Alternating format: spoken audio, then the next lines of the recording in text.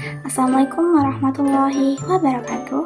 Perkenalkan, nama saya Dinda Herani dari program studi pendidikan guru sekolah dasar dari kelas 23C. Di sini saya akan menampilkan sebuah karya saya, yakni sebuah dongeng yang berjudul Aku Bi. Untuk melengkapi tugas UTS mata kuliah teori apresiasi karya sastra dengan dosen Pak Dede Permana MPD. Sebelum menampilkan videonya, di sini saya akan menceritakan sedikit sinopsis dari dongengnya. Aku Bi menceritakan perjalanan si Bi, bagaimana seluk-beluk kehidupan dunia lebah. Di sini Bi akan menemani kita untuk mencari sang ratu lebah. Sembari mencari sang ratu lebah, Bi akan memperkenalkan apa saja yang ada di sarang lebah, masuk bagaimana madu berproses.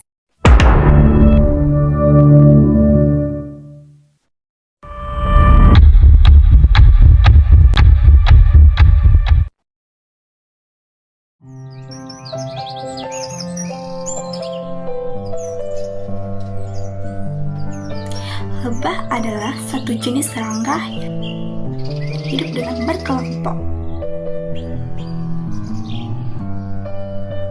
Madu yang biasa kita nikmati berasal dari sarang lebah, tempat berkembang biak lebah madu. Tahukah kamu bagaimana kehidupan para lebah? Dan bagaimana saja aktivitas para lebah-lebah di sarang mereka? Dan bagaimana kegiatan di luarnya? Hai, panggil aku Bi. Di sini, aku akan mengajak kalian untuk mengenal kehidupan lebah. Bi terbang menuju sarang lebah yang menjadi incarannya. Dari jarak jauh, Bi melihat para penjaga yang berdiri di depan gerbang istana madu. Bi berpikir tidak akan mudah melewati para penjaga. Penjaga lebah memiliki tugas, yakni menjaga dan mengawasi para penduduk istana madu yang keluar untuk mencari nektar. Para penjaga itu tidak akan membiarkan aku masuk begitu saja. Apa yang harus kulakukan? Pikir Bi. Ayo Bi, berpikirlah yang baik. Bi terbang menuju kanan dan kiri hingga matanya menuju ke taman bunga. Aha! Bi terbang menuju arah taman itu. Di sana terlihat ada banyak nektar di setiap bunga. Bi mengumpulkan nektar tersebut sebanyak-banyaknya. Setelah cukup banyak nektar, Bi berterbangan seperti menari-nari. Hal tersebut sudah menjadi kebiasaan lebah-lebah bekerja. Jika mereka mendapatkan nektar banyak, mereka akan berputar seperti angka 8. Bi kembali menuju istana madu. Sampainya di depan gerbang, Bi sedikit gugup. Saat Bi hendak masuk, seorang penjaga yang menyadari bahwa Bi bukan penduduk kerajaan madu menghentikan Bi. Berhenti Nona, perintah sang penjaga.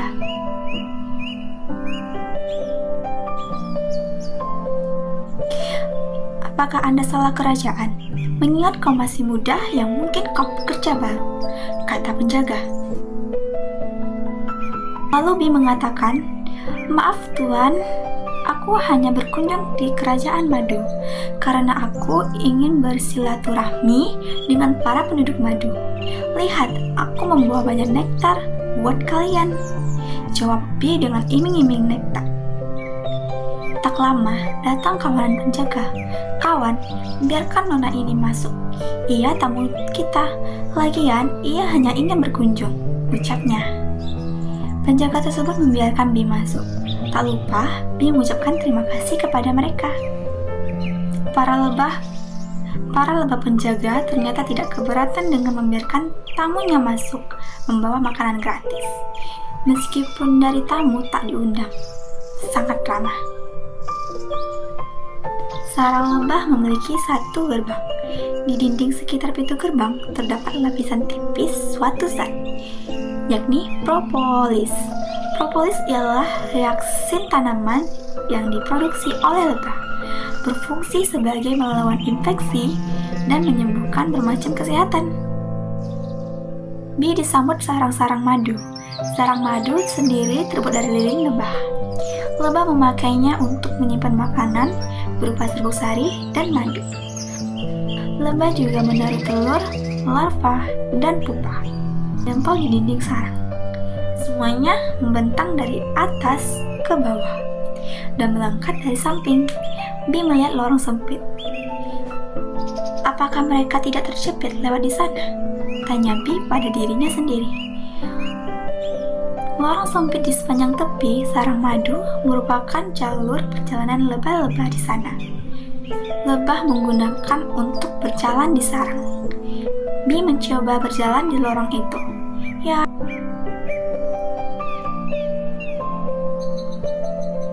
Setelah Bee berjalan singkat, kini Bee tahu bahwa madu terletak pada bagian paling atas sarang.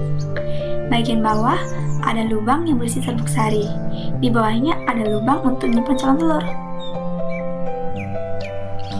Mungkinkah kita harus melihat ratu kerajaan madu? Tanya Bee pada dirinya. Menemukan ratu lebah tidak semudah dibayangkan. Kita akan menjumpa lebah lainnya, yang dimana ada banyak lebah pekerja. Semuanya adalah betina.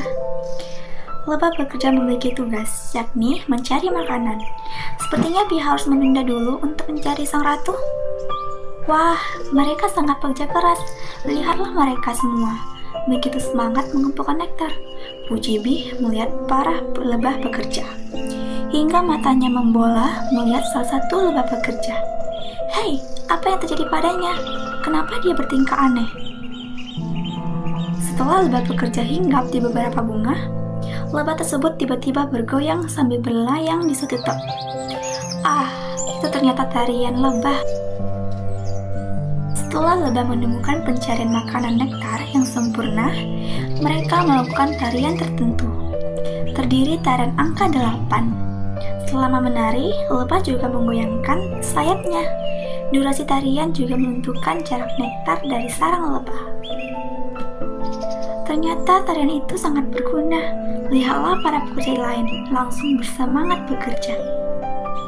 Jika aku melakukannya pada temanku, apakah mereka akan malas lagi? Pikir Bee. Bee kembali melanjutkan perjalanannya. Lebah butuh 21 hari untuk berkembang, dari bertelur hingga menjadi lebah bekerja dewasa. Tugas pertama dari lebah yang baru menetas adalah membersihkan tempat dia tumbuh. Lihat Bee berdecak kagum. Baru hidup saja langsung bekerja. Beda sekali dengan anak zaman sekarang, memiliki sifat pemalas. Bee melihat ada beberapa lebah yang mengangkat air di pundak mereka. Ternyata mereka adalah pengendali suhu. Suhu sarang lebah biasanya 35 derajat Celcius. Lihatlah mereka. Mereka begitu bekerja keras. Mari kita mencari ratu, ucap Bee. Di perjalanan, Bee melihat lebah yang memiliki mata besar, tak ada sengat, dan juga berbadan besar. Apakah ia sang ratu? Pikir Bee. Tidak, itu adalah drone, satu-satunya jenis lebah jantan. Peran mereka hanya untuk kawin dengan ratu dan merawatnya. Kehidupan drone tidak begitu lama. Jika mereka berhasil kawin dengan ratu, ia tak akan selamat dari prosesnya. Lebah pekerja biasanya akan mengusir drone dari sarang dan tidak mengizinkan mereka kembali. Bee terus berjalan hingga penyampaiannya akhirnya berbuah. Itu dia sang ratu. Besarnya, kagum Bee.